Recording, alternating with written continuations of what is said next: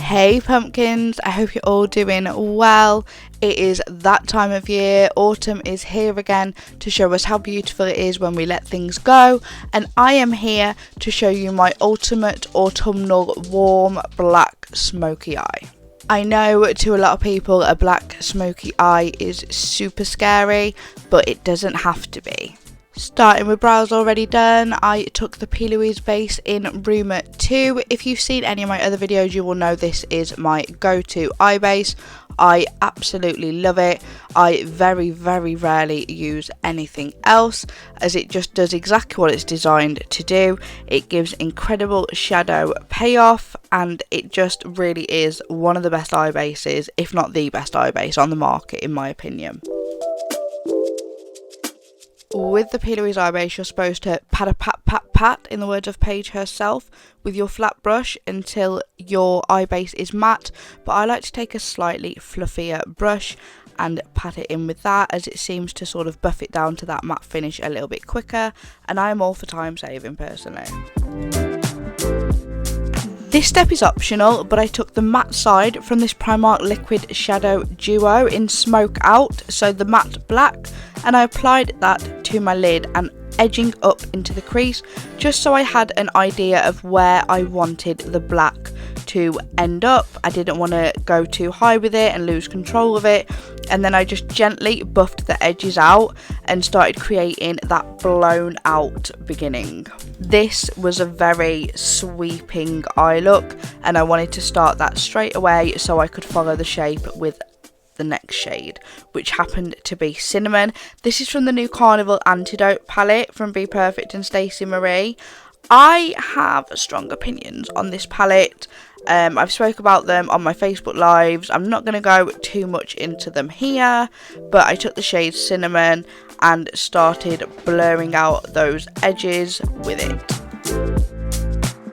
Again, I focused on control, making sure not to go too high with this shade, and then blurring out the edges and really blowing it out at the outer corner. This look is going to extend all the way back to the hairline. If you don't want to do that, if you find that too extreme, then absolutely keep it more rounded and tight, but I really do think that blown out look lends itself to these colours. For now, we're not so much focusing on building the colour up, but rather just placing them and starting that blend. So with Cinnamon on, I then went into Fawn, which is a very similar colour. They don't look similar in the pan, but very much on the eye they look similar. This is one of my gripes with this palette, but it blends out the previous shade really well. One thing you may have noticed if you're a regular watcher of my makeup content is that I'm using bigger fluffy brushes, which is something I almost never use, but with this palette you have to. You cannot pack heavy with this palette, and same with this shade, which is Zest, which is my last shade, and I just went in again on a big fluffy brush and really worked on buffing out the edges. And the Zest is like a beautiful mustard colour, and it just really brings the warmth to this look. It takes it from flat to fab. Definitely adore this shade. It is one of the sort of diamonds in this palette.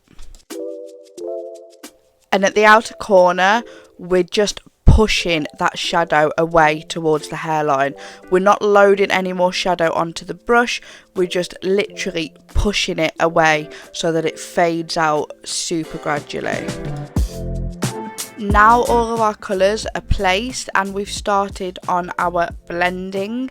This is where I'm going to go back in and slowly build the intensity up. Now don't get me wrong, these shadows do build up, but you have to really take your time and work with this palette. This is not a palette that works for you, you have to work with it. It's hard to explain. If you've used it, you'll probably understand what I mean. It's by no means a bad palette, but it's not a favourite. Although, as I say, there are some really beautiful shades in it. What we're doing is with the same brushes as before, a separate brush for every shade as usual. We're working back down to build up. And now we're going to start trying to blend the warmth into that black, and we're going to use Pecan for this, which is again another really nice shade. Looks different in the pan to how it does on the eye. As I said, this is one of my biggest gripes with this palette, but it does work really nicely. As you'll see, it really helps the black to melt into those warm shades. Mystic is the black from this palette. It is a very good black. One thing that the Carnival palettes do tend to always get right is the black shadow, and this is no exception. And we're going to pack it onto the lid here very carefully, and you can see how high up to take it, because that previous black liquid shadow that we started with acts as a guideline and helps us to keep that control. It won't blend immediately, but don't panic.